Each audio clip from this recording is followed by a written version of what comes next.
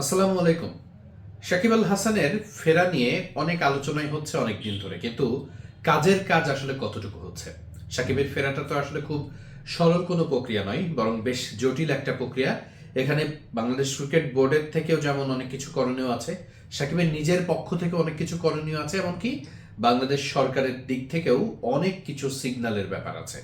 এই সম্মিলিত একটা প্রয়াস বা সম্মিলিত একটা প্রসেস, এটা কিন্তু বেশ জটিল একটা প্রক্রিয়া। সেটি আসলে কতটুকু এগিয়েছে? সাকিবের আসার যে খবরগুলো বাইরে অনেক ফলাওভাবে প্রচারিত হচ্ছে, আলোচনা হচ্ছে, সেটি আসলে কতটা বাস্তবসম্মত বা কতটুকু এগিয়েছে? দেখুন, আমরা একটু কিছু ক্লু পেয়েছি বা কিছু আমার যে সোর্স আছে সেখান থেকে বেশ কিছু সংবাদ জানতে পেরেছি ইতিমধ্যেই।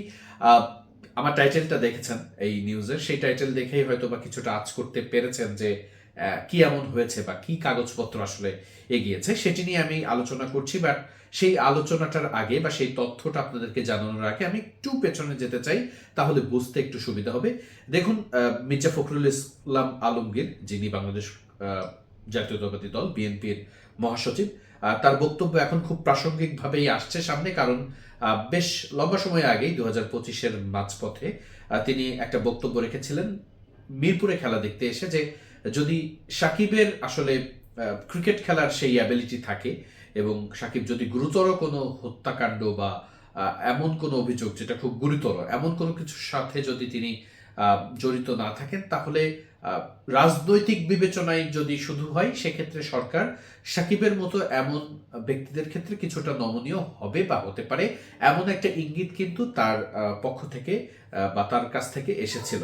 তাই খুব স্বাভাবিকভাবেই সেই বক্তব্যটা প্রায় প্রাসঙ্গিক এই মুহূর্তে, কারণ যেহেতু তারাই এখন দেশ চালানো বা দেশের শাসনকর্তা হিসাবেই তারা ইতিমধ্যেই জনগণ তাদেরকে রায় দিয়েছে। তাই খুব স্বাভাবিকভাবেই এটি নিয়ে আলোচনা হচ্ছে। এবং বাংলাদেশ ক্রিকেট বোর্ড, আমরা জানি যে মাসখানেক আগেই, এখন এক মাস হয়নি, মূলত বিশ্বকাপ নিয়ে যখন আসলে বাংলাদেশের পুরো ক্রিকেট সিনারিও টালমাটাল, তখনই আসলে এই ঘোষণাটা বাংলাদেশ ক্রিকেট বোর্ডের পক্ষ থেকে করা হয়েছিল।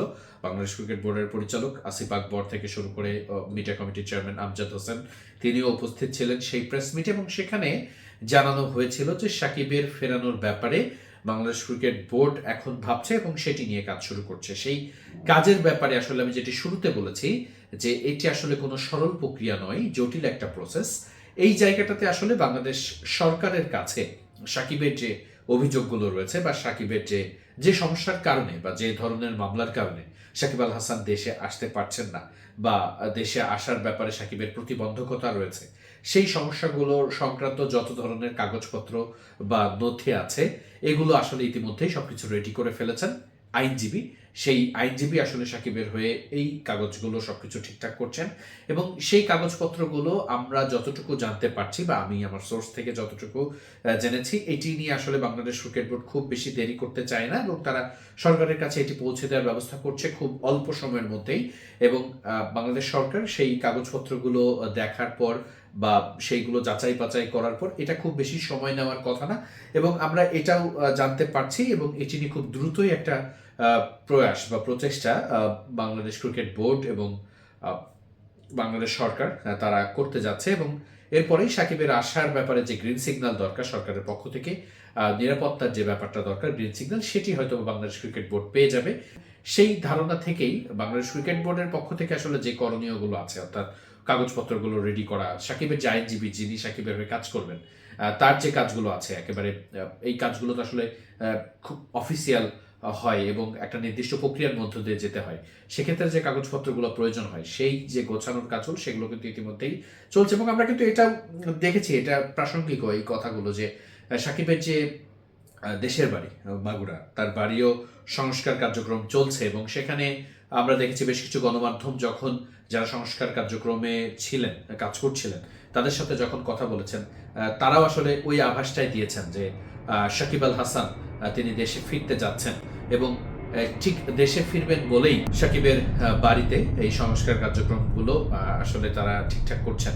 তাই বলা যেতে পারে যে সাকিবের যে আসার একটা প্রক্রিয়া, সেটির কিন্তু একটা সুবাতাস বয়েছে বলে মনে হয়। এবং আমি যে সোর্স থেকে বলেছি, আমার একদম আমি জেনেই বলছি, সেই জায়গাটা এমন যে সাকিবের আইনজীবী যিনি কাজ করছেন ইতিমধ্যেই, আমি কাগজপত্রগুলোর কথা বারবার বলছি, সেটি নিয়ে খুব ইতিমধ্যে সবকিছু রেডি হয়ে গেছে এবং এখন সরকার কাছে দেওয়ার জন্য আসলে বাংলাদেশ ক্রিকেট বোর্ড প্রস্তুত। তারপরে সরকারও যেহেতু এই ব্যাপারে নমনীয় হওয়ার একটা ব্যাপার আছে সরকারের মধ্যে আগে থেকেই, তাই সেটা সরকার নিশ্চিত করার পরেই সাকিবের দেশে আসার একেবারে চূড়ান্ত যে সিদ্ধান্ত বা আসার দিনক্ষণ সেগুলো ঠিকঠাক হবে। দেখুন, টি-20 বিশ্বকাপটা তো বাংলাদেশ দল খেলতে যায়নি, সামনে এখন আছে 2027-এর ওয়ানডে বিশ্বকাপ, যেটি কিন্তু বাংলাদেশের আমরা প্রিয় ফরম্যাট বলে থাকি। সেই ফরম্যাটে বাংলাদেশ দলকে ভালো করতে গেলে বাংলাদেশ ক্রিকেট বোর্ড হয়তো ভাবছে সাকিবের দলে থাকাটা খুবই গুরুত্বপূর্ণ, কারণ 50 ওভার ক্রিকেটে অভিজ্ঞতা আসলে খুব প্রয়োজন হয় এবং বাংলাদেশের আমরা জানি যে 50 ওভারের ফরম্যাটের দলটা কিন্তু অনেক দিন ধরেই খুব বেশি ভালো শেপে নাই।